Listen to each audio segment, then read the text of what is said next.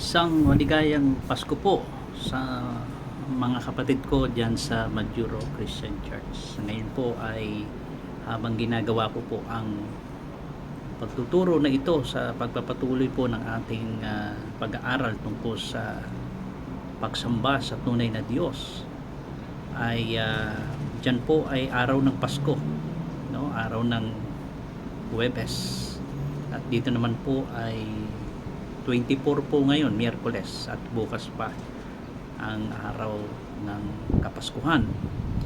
At nagpapasalamat po tayo dahil ito po ay isang pag-alaala po natin na mayroong isang anak ng Diyos na sinugo ng Ama dito sa sanlibutan upang sa atin po ay magligtas at mamatay para sa ating mga kasalanan, nagsakripisyo, tiniis ang lahat ng hirap sa krus, namatay, inilibing, at pagkatapos po ng 3 araw siya ay muling nabuhay. Very controversial po ang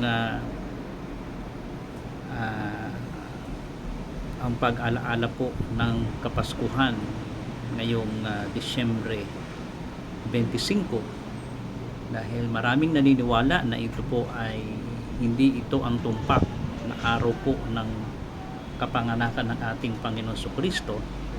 May nagsasabi na Enero, Marso, Pebrero ang para po sa atin.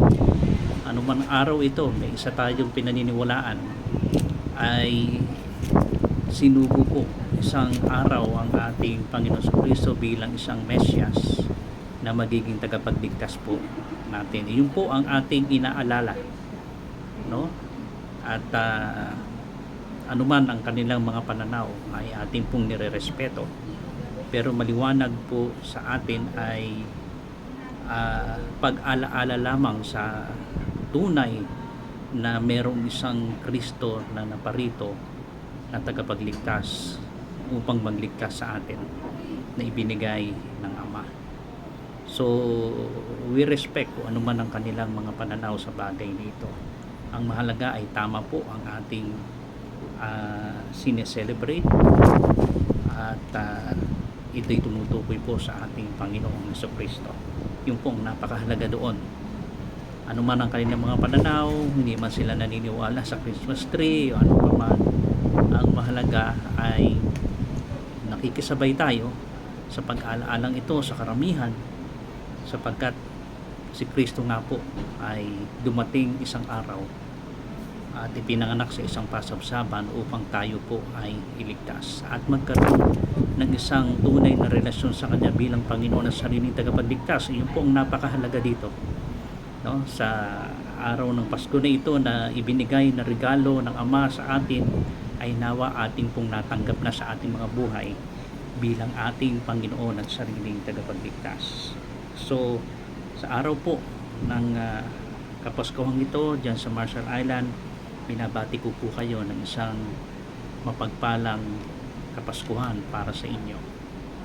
Tayo muna po'y manalangin. Panginoon, salamat po sa time na ito na ibinigay mo sa amin upang kami po ay makapanalangin muli sa pulong panalangin, magbigay ng pagpapasalamat at pagpupuri na mayroong isang Mesyas, ang Kristo Jesus, ay dumating sa lupa na ipinanganak sa isang pasabsaban, hindi upang maghari sa sanlibutan ito, kundi upang maghari po sa aming mga puso bilang Panginoon sarili namin tagapagligtas. Kaya nawa ang dalangin ko na ang bawat isa ay tunay na magkaroon po ng relasyon at pananampalataya sa inyo bilang Panginoon sariling tagapagligtas namin, sapagkat ang regalong ito na minsang ipinadala ng Ama ay hindi na po maaaring ulitin pa muli, sapagkat ito'y minsan lamang at magpakailanman.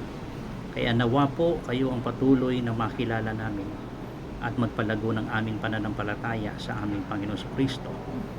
Pangunahan niyo po kami sa tulong ng Santong Espiritu sa pangalan ni Kristo Jesus. Amen. Okay mga kapatid, marahil po ang iba sa inyo ay maraming mga natanggap na regalo, no? Anumang bagay ito, pera o mga bagay na galing po sa ating mga nagmamahal, sa ating pamilya, no? At nagpapasalamat tayo sa ganitong isang okasyon na pag-alaala sa ating Panginoong Jesucristo. Ngayon po ay ipagpapatuloy natin ang ating serye tungkol sa pagsamba. At sa mga ilang mga araw po ng Biyernes ay natalakay po natin sa Exodus, no? Chapter 12, 21 to 27. Dalawang beses po natin itong hinati, no? At nakita natin ang pagsamba ng pamilya. Yun ang unang nakita natin sa verse 21 to 24 ng chapter 12 ng Exodus.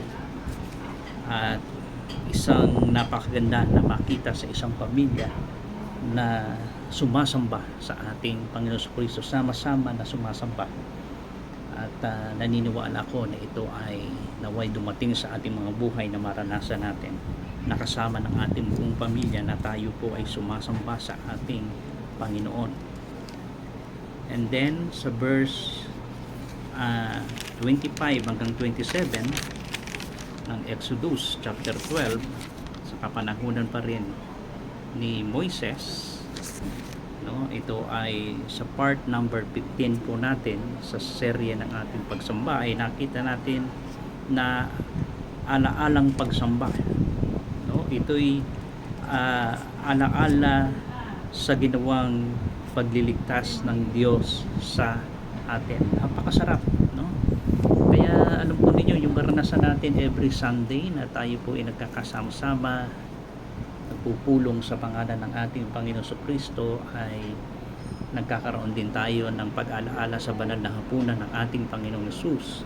Ito po ay isang pagbibigay ng napakasarap na pakiramdam at pagbabalik sa mga bagay na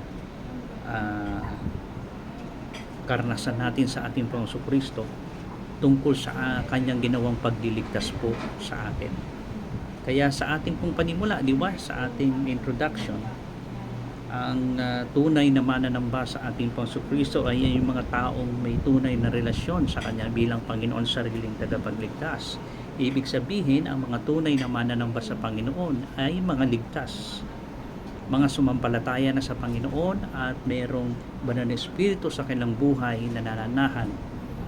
At ang buhay na walang hanggan ay pinangako ng ating Panginoon sa mga sasampalataya sa Kanya ay talagang nasa Kanya na. Kaya ito ay isang bagay na kung paano ay binabalik-balikan natin at inaalala natin sa pagsambang ito ang ginawang pagliligtas ng Diyos sa atin. So napakasarap, di ba? Napakasarap, lalo na kapag sa panahon po ng banal na hapunan ng ating Panginoon, na meron tayong pagkakataon na alalahanin po ito. Ito yung sa verse 25 to 27, Exodus chapter 12. Okay, so ituloy pa rin po natin sa Exodus na ito sa chapter 15 naman. So tingnan po natin ano naman ang mga bagay na paglalarawan at mga ibig sabihin na makikita natin sa tunay na pagsamba sa ating Diyos. Samahan po ninyo po na basahin natin ang Exodus 15. Buksan po ninyo ang inyong mga Biblia, Genesis, Exodus, sa kabanatang 15. Makikita po natin dito sa kabanatang ito ay may mga awit ni Moises, no? Awit ng Israel, awit ni Miriam, at tingnan natin ang mga paglalarawang ipinakita rito tungkol sa pagsamba. Exodo, kabanatang 15, salatang 1 hanggang 5. Tingnan po natin ito. Ito po ang sabi po ng Biblia, sundan po na lang po ninyo ako. Ito ang inawit ni Moises at ng mga Israelita para kay Yahweh. Itong si Yahweh ay aking aawitan sa kanyang kinamtang dakilang tagumpay. Ang mga kabayo at kawal ng kaaway sa pusod ng dagat, lahat natabunan. Lipat po natin. Verse 2, si Yahweh ang aking kapangyarihan at kalakasan. Siya ang sa akin nagdulot ng kaligtasan. Siya'y aking Diyos na aking pupurihin, Diyos ng aking Ama, aking dadakilain. Siya'y isang mandirigma, Yahweh ang kanyang pangalan. Mga karwahe, kawal ni Paraon sa dagat ay kanyang itinapon. Sa dagat na pula na ilibing mga pinunong Ehipsyo. Napawang magagaling.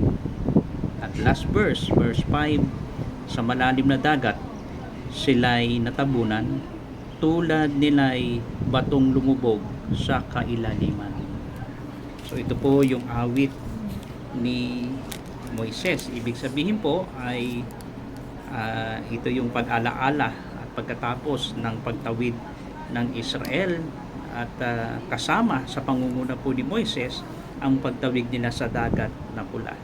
So merong awit dito si Moises. Ano ang makikita nating magandang bagay dito tungkol sa pagsamba? Marahil po, maaaring sabihin natin ito po ay awit ng paglaya ng maranasan ni Moises at ng Israel na tumawid sila sa tuyong dagat na pula, no? At tingnan natin ang mga paglalarawan tungkol dito sa pagsamba. Awit ng paglaya.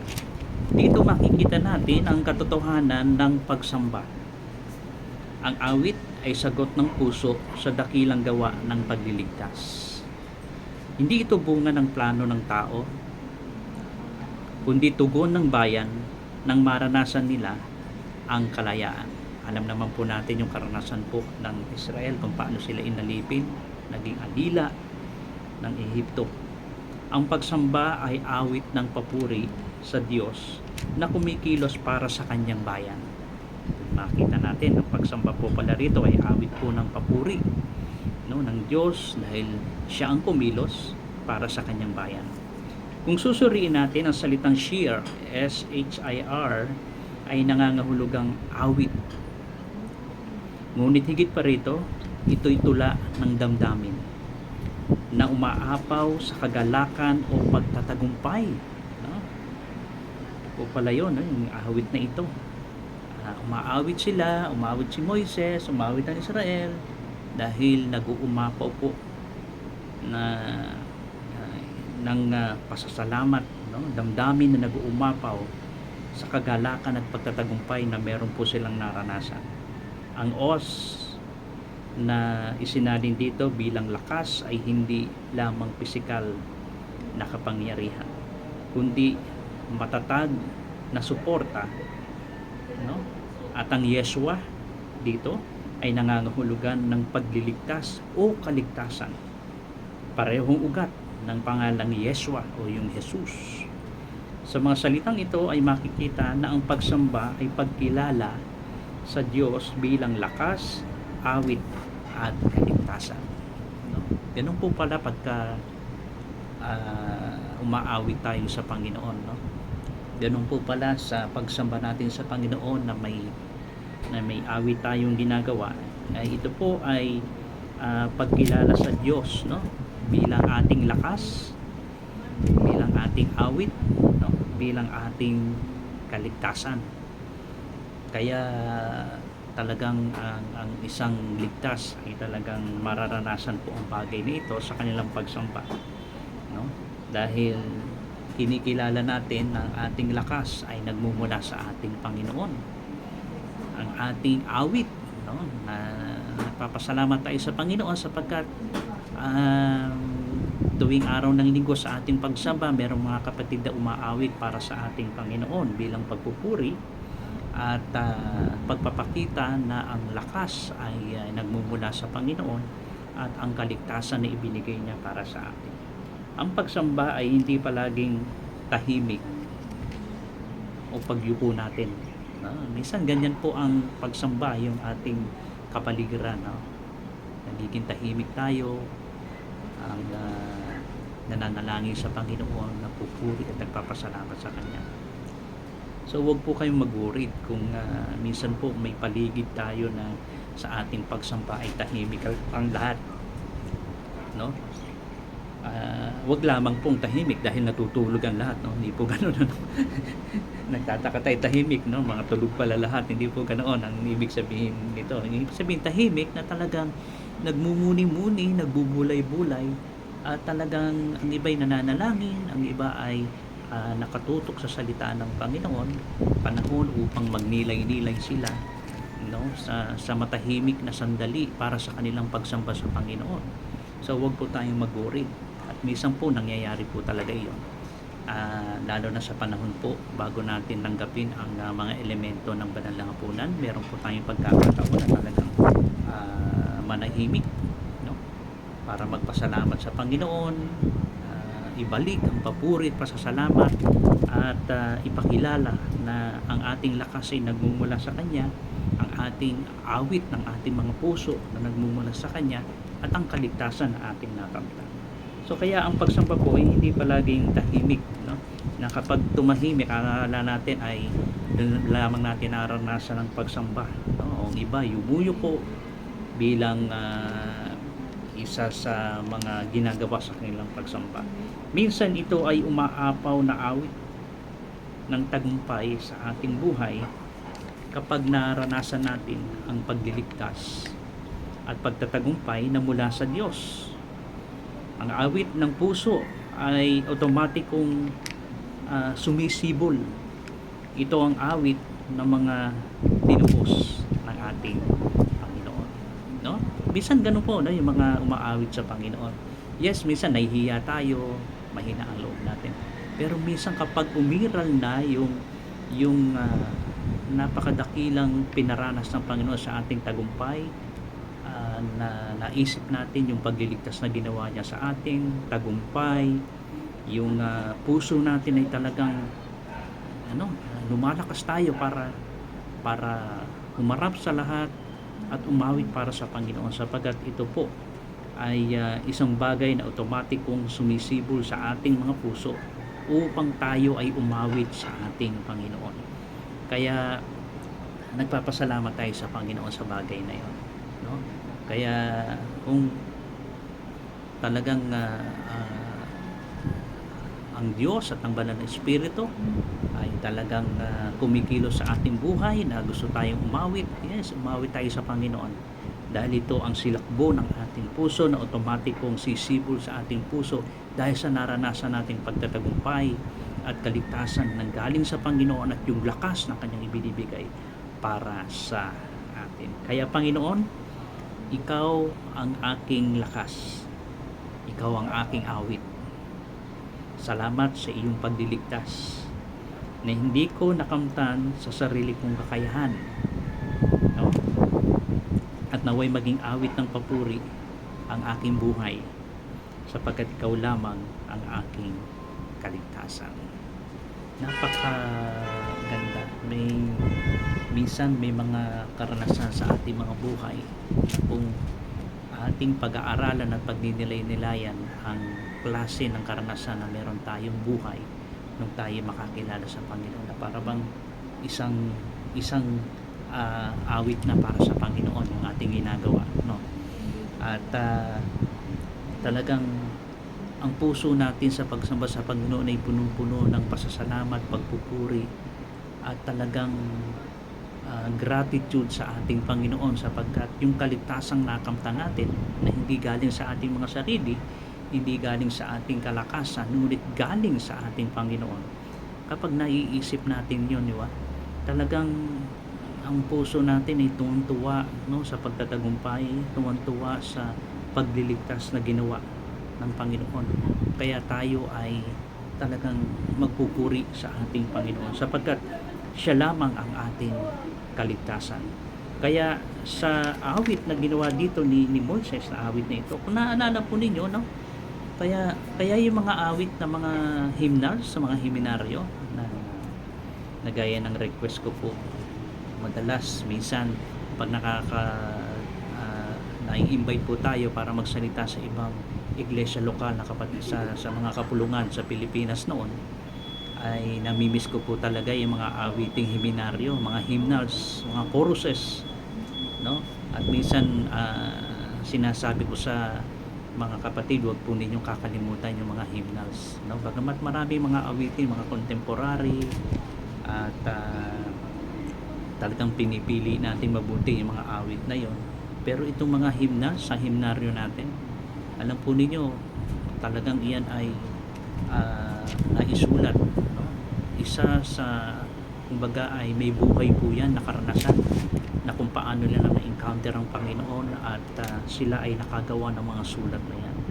Totoo po yung mga karanasan ng sinasabi ng mga hymnals na yan, no? Na talagang na-encounter nila ang Panginoon at sila'y punong-puno ng pagtatagumpay, ng lakas na galing sa Diyos, yung pagliligtas at yung punong-puno ang kanilang puso ng mga papuri at pasasalamat, kaya nagawa ang mga awit na yan. Kaya sana po, huwag po ninyong, kahit yan po sa atin sa Magduro Christian Church, no, na gaya ng ginagawa po natin, huwag po ninyong kakalimutan na minsan ihahalo po natin lagi yung mga hymnals na yan, kasi iyan po ay talagang buhay, no, na mga ibig sabihin po mula sa salita ng Panginoon.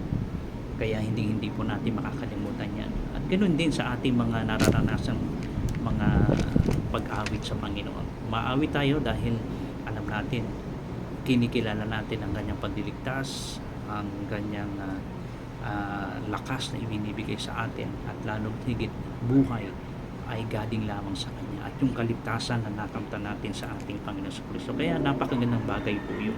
Kaya masasabi natin sa ating pinag-aralan sa mga paglalarawan po ng pagsamba na karanasan muli ni Moises dito, no? Sa verse 1 to 5 na ating pong binasa sa Exodus chapter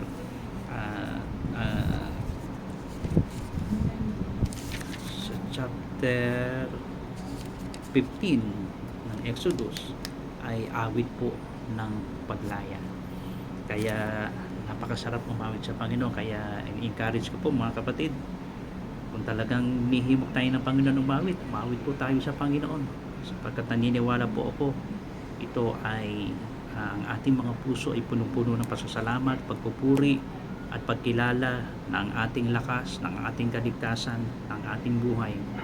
At higit sa lahat, yung pagliligtas na naranasan natin ay kinikilala natin na ito ay mula sa ating Panginoon Kristo.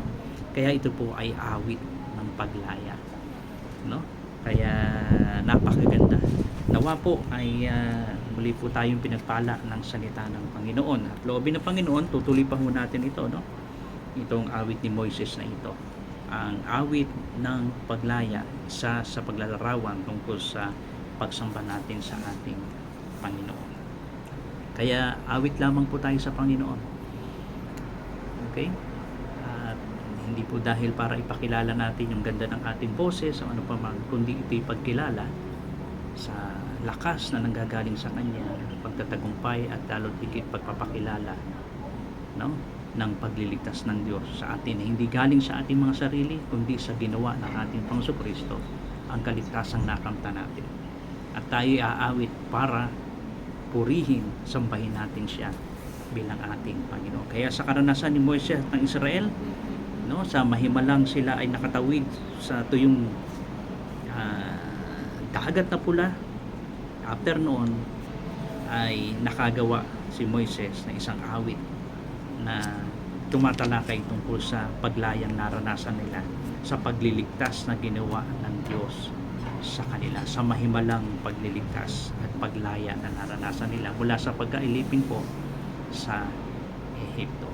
Nawa po ay pinagpala tayo ng kanyang mga salita at patuloy na ang ating pagsamba sa Panginoon ay mas lalo pang lumalim, lumago, at patuloy tayong mag-desire, no, magnais na tayo ay patuloy na sumamba sa ating Panginoon. Tayo po ay manalangin. Panginoong Diyos, marami pong salamat. Salamat po sa paglaya na ibinigay mo sa amin sa pamagitan po ng inyong kamatayan sa krus.